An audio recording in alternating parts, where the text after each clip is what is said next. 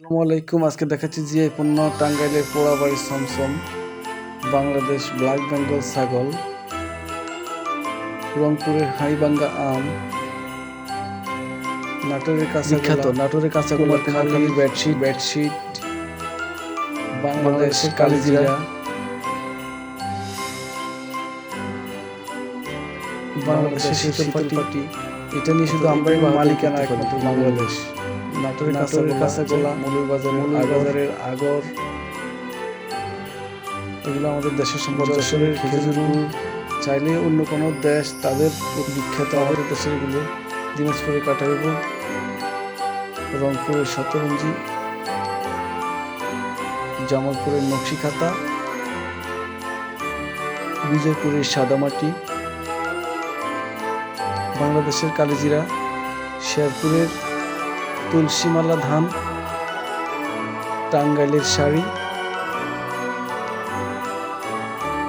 ঢাকাই মসলিন, জামদানি শাড়ি। এটা নিয়ে অনেক টানাটানি করছিল। চাঁপাইনবাবগঞ্জের খ্রিস্টসাগর আম, বাংলাদেশের প্রথম ভৌগোলিক নির্দেশনা পণ্য জামদানি শাড়ি, এটি প্রথম পায় আসছে। এরপর এটি জাতীয় মাছ ইলিশ, এটি আমাদের সম্পদ, দেশের সম্পদ। সিরাজগঞ্জের লুঙ্গি, মিরপুরের কাতান শাড়ি, এরপর হলো সিরাজগঞ্জের গামছা, নরসিংদীর অমৃত সাগর কলা, কুমিল্লার রসমালাই, রাজশাহীর মিষ্টি পান, ঢাকায় ফুটি কার্পাস তুলা, গোপালগঞ্জের রসগোল্লা, কুমিল্লার রসমালাই বলছি একবার, আবার বললাম, সুন্দরবনের মধু, রংপুরের হাড়িভাঙ্গা আম, কিশোরগঞ্জের রাতপুরো ধান, সিলেটের মণিপুরি শাড়ি, সিরাজগঞ্জের লুঙ্গি, কুষ্টিয়ার তিলের খাজা, রাজশাহীর সিল্ক, কুষ্টিয়ার তিলের খাজা বলছি, বাংলাদেশের বাগদা চিংড়ি, সিরাজগঞ্জের গামছা, ওখানে আরেকটা বলেছে চাঁপাইনবাবগঞ্জের ফজলি আম,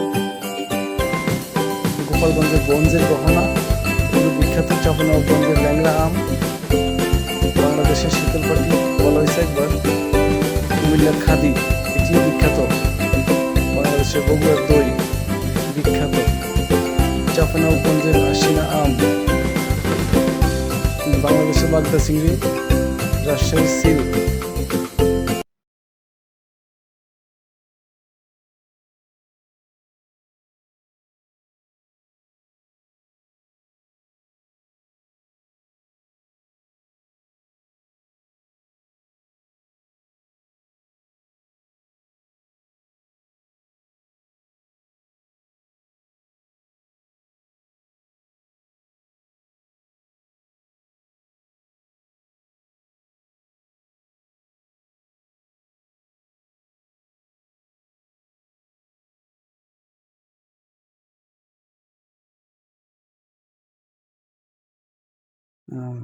রাজশাহী চাঁপাইনবাবগঞ্জের ফজলি আম, গোপালগঞ্জের ব্রোঞ্জের গহনা, এরপরে চাঁপাইনবাবগঞ্জের ল্যাংড়া আম,